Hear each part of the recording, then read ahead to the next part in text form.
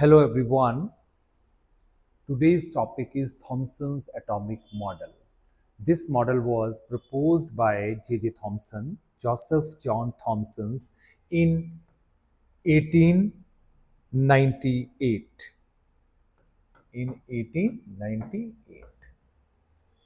Electron की खोज जो है, डिस्कवरी जो है, वो जे थॉमसन के द्वारा ही की गई थी इन 1897। तो 1897 के बाद जब उन्होंने इलेक्ट्रॉन की खोज की, उसके बाद उन्होंने ये देखा कि हरेक एटम जो है किसी भी एलिमेंट का है, उसमें जो आइडेंटिकल पार्टिकल्स हैं जिनको उन्होंने इलेक्ट्रॉन का नाम दिया, तो वो कैसे एटम के अंदर रहते हैं। तो उन्होंने जो एटम प्रपोज किया उसमें ये बोला कि the positive charge is uniformly distributed about through out the volume of the atom.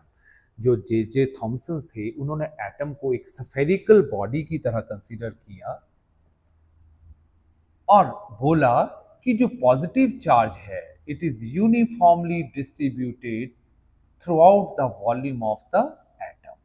बोलने का मतलब है कि जो एटम है, जो स्फेरिकल इन शेप है, उसमें जो पॉजिटिव चार्ज है, जिसको यहाँ पे मैं रेड कलर से शो कर रहा हूं, ये जो पॉजिटिव चार्ज है ये यूनिफॉर्मली डिस्ट्रीब्यूट होता है और जो इलेक्ट्रॉन्स हैं वो इस पॉजिटिव चार्ज में एम्बेडेड होते हैं, just like the seeds of the watermelon. क्योंकि इस मॉडल को जो है वाटरमेलन मॉडल भी बोलते हैं। तो उन्होंने बोला कि जैसे वाटरमेलन जो होता है उसमें सीड्स एम्बेडेड होते हैं, तो उसी तरह से जो इलेक्ट्रॉन है वो एटम के अंदर जो उसका पॉजिटिव चार्ज है, जो यूनिफॉर्मली डिस्ट्रीब्यूटेड है थ्रू आउट द वॉल्यूम, उसमें एम्बेडेड होते हैं। तो आप यहाँ स्क्रीन पे देख रहे होंगे जो व्हाइट कलर है मींस जो यहाँ पे इलेक्ट्रॉन्स हैं, जो इलेक्ट्रॉन्स हैं ये इस रेड कलर का, जिसको उसने पॉजिटिव चार्ज से डिनोट किया है, इसमें यूनिफॉर्मली एम्बेडेड हैं just like the seeds of the watermelon. इसी को प्लम पुडिंग मॉडल भी बोलते हैं या रेजिन पुडिंग मॉडल भी बोलते हैं। क्यों? क्योंकि जैसे पुडिंग में रेजिन्स को या प्लम को हम एम्बेडेड करते हैं फॉर इट्स डेकोरेशन, तो उसमें भी ऐसा ही था कि उन्होंने बोला कि जो ये इलेक्ट्रॉन्स हैं they are just like the raisins या प्लम्स, एंड जो व्हाइट कलर का जो मेन पोर्शन है दैट इज पॉजिटिव चार्ज। तो सिंपल उन्होंने क्या एक्सप्लेनेशन दी थी एटम की, कि एटम जो होता है एक स्फेरिकल शेप का वॉल्यूम है और उस पूरे वॉल्यूम में जो पॉजिटिव चार्ज है वो यूनिफॉर्मली डिस्ट्रीब्यूटेड है, और जो इलेक्ट्रॉन्स हैं वो उसको न्यूट्रल करते हैं, क्योंकि जितना पॉजिटिव चार्ज है उतना ही नेगेटिव है। Atom is electrical neutral as proposed by the J Thompson.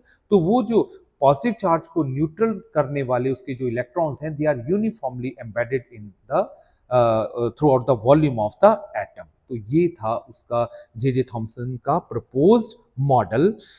लेकिन इस मॉडल की कुछ लिमिटेशंस थी। तो लिमिटेशंस की अगर हम बात करें, लिमिटेशंस या short coming of the J Thomson, तो जे थॉमसन के एक स्टूडेंट हुए रदरफोर्ड। तो उन्होंने जो अपना अल्फा स्कैटरिंग एक्सपेरिमेंट किया विद गोल्ड फॉइल, या मींस हम बोल सकते हैं गोल्ड के एटम्स के साथ, तो उन्होंने पाया कि कुछ अल्फा पार्टिकल्स जो हैं वो लार्ज एंगल डिफ्लेक्शन दे रहे हैं। लार्ज एंगल डिफ्लेक्शन मतलब वो अपने पाथ से लार्ज एंगल के साथ डेविएट कर जा रहे हैं। अगर हम जे थॉमसन का मॉडल लेते तो उस मॉडल में क्या था, उस मॉडल में बोला गया था कि जो positive charge is uniformly distributed throughout the volume of the atom.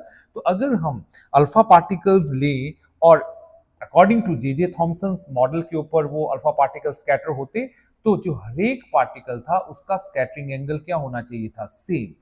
क्योंकि जो आपका चार्ज है वो यूनिफॉर्मली डिस्ट्रीब्यूटेड है, तो जो अल्फा पार्टिकल्स हैं वो सेम एंगल के साथ डिफ्लेक्शन को शो करने चाहिए थे, these are the alpha particles.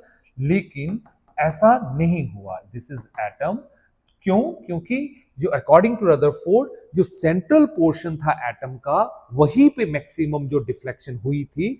तो उन्होंने बाद में प्रपोज किया था कि जो एटम है उसमें पॉजिटिव चार्ज जो है वो यूनिफॉर्मली डिस्ट्रीब्यूट नहीं होता है, जो मोस्ट ऑफ द चार्ज होता है that exist at the centre, जिसको बाद में उन्होंने क्या बोला था, न्यूक्लियस। तो पहली जो ड्रॉबैक थी इसकी जे थॉमसन की कि वो न्यूक्लियस का कॉन्सेप्ट नहीं ला पाए थे, मींस वो लार्ज एंगल डिफ्लेक्शंस नहीं बता पाए थे। दूसरा, जो एटम्स होते हैं वो अपना एक पर्टिकुलर स्पेक्ट्रम शो करते हैं, जो एटम का एक फिंगरप्रिंट होता है।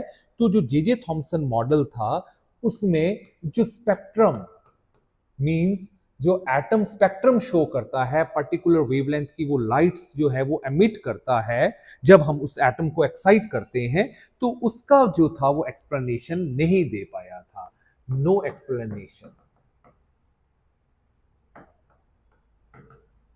No explanation of the spectrum produced by different atoms. तो ये कुछ ड्रॉबैक्स थे